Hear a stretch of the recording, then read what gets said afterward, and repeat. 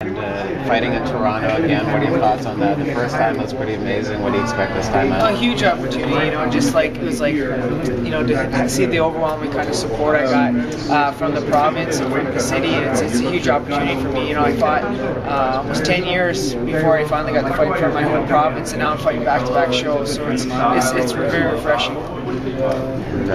Fight to fight, do you feel an improvement in your game as well, like from April to December? 100%. Like after the last fight, I definitely went back to the drawing board, looking at what I have to improve, and definitely filling some of the holes. And that's the thing. If you look at the best fighters in this game, like Georges St. Pierre, every fight he comes in, he reinvents himself. Guys like Rashad Evans, they come in with a new skill set. And it's a constant evolution they have to be working at. What do you think was the biggest issue in that Aldo fight, Mark? I think the wrestling, the takedowns he scored really changed the pace of the fight. Without that, I think I would have won that fight. So it's definitely, you have to constantly improve and be humble, knowing that you have to improve. Do you think you're reaching the point, Mark, where aside from GSP, that you're becoming the next Canadian superstar, that people who don't even watch mixed martial arts on a regular basis are starting to know who you are? Well, it's definitely it felt like for me it was like a 15-year overnight success. After that last fight, I've been training for 15 years, fighting professionally for 10, then all of a sudden you get that one opportunity and you kind of capitalize it. It's weird to have momentum coming even after a loss. So yeah, I'm just kind of looking at this as a great opportunity for me to kind of capitalize on and take the momentum going forward. How much did that change things? I mean, how much more were you recognizing things like that? It was night and day, and again, that's never really been a goal of mine to be, in magazines and like that. I've always been driven by the win. But it's definitely refreshing knowing that I have the support here, and I feel I have a responsibility to kind of come out and perform. Canadians sort of have a reputation for love fighters like that. You know what I mean? Who go, fight beyond the odds and something like that. For sure, I think that last fight, really hit home clutch. A lot of Canadians. I think it just kind of represented, who we are as people and as athletes as well. In this year, you've actually become really a big ambassador for the game, like things like Monday, also lobbying government. Is that tougher actually for you than actually getting in the cage? You know what? I enjoy being out there and doing interviews and talking on behalf of fighters, and because that's the big thing with the sport, is that I think people have to understand the fighters behind it, because at first not just UFC but MMA, they just promoted the spectacle, but now people are understanding the athletes and understanding the people and the stories behind it, and that's a big thing between taking the sport to the next level. And I think that's what the UFC is really trying to do with Fox, is really tell the stories behind the stories, because everyone can watch a fight and understand what's going on, but knowing the stories, knowing the training, knowing the backstory between everybody is huge. There tends to be a perception from some that it's about brawlers and the folks use barbaric and that kind of thing. But are you guys, with what you've done this week with this event, is it more about, as you say, showing you guys are just top-notch athletes doing your thing? For sure. And again, it's a constant.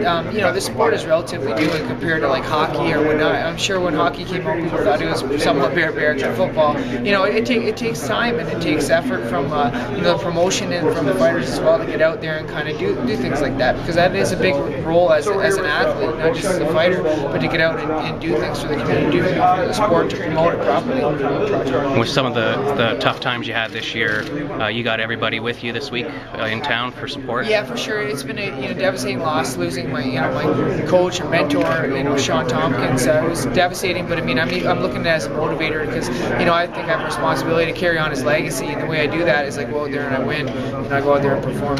What advice would he have given you in preparation? He lead by example. I think this is that each one of us had to kind of step up and fill a little bit of his leadership roles, and that's what he did, is lead by example. So I'm going to go out there and do that on Saturday night. Do you have any tribute on your gear or intro? The biggest thing, I think that I'm paying tribute, I'm having Sean's brother Fred in my corner, just as kind of sentiment value to have part of the Tompkins family there, and I know it meant a lot to the family, it meant a lot to me. So I think it'd be huge.